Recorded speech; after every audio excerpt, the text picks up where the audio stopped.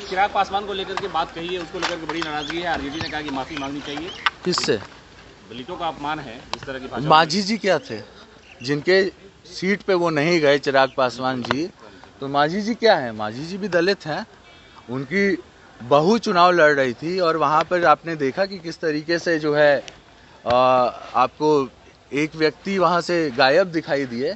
तो जो भी होता है, गठबंधन धर्म आपको ये कहता है कि पिक एंड चूज पॉलिसी नहीं होती है गठबंधन धर्म में। मर्दों की तरह गठबंधन होता है कि हम या फिर इस पार हैं या उस पार हैं, इधर जाएंगे और उधर नहीं जाएंगे, उधर जाएंगे और इधर नहीं जाएंगे।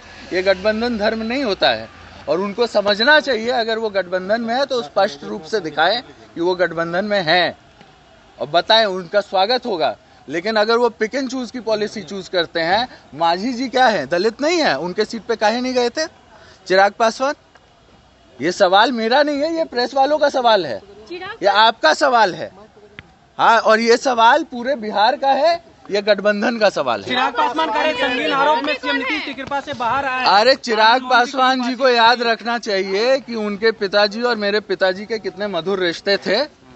उनको शायद याद नहीं होगा।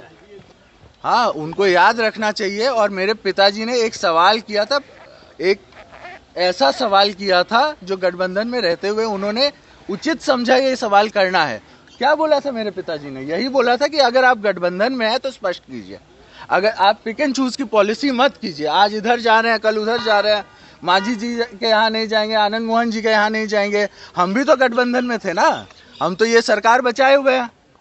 मेरी माँ जब लड़ रही थी तो चिराग पासवान अपना गठबंधन धर्म का पालन क्यों नहीं किया? क्यों नहीं आए उधर?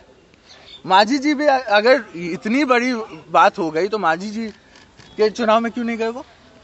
उनको तो जाना चाहिए गठबंधन धर्म क्या कहता है। और ये सवाल जो है, ये सवाल सिर्फ हमारा नहीं है, ये सवाल सबके मन में पनप रहा है। चुनाव लड़िएगा, समय आ रहा है, इस तरह की बातें ना करें। चिराग पासवान ये कह रहे हैं किसी दल में नहीं है उनके।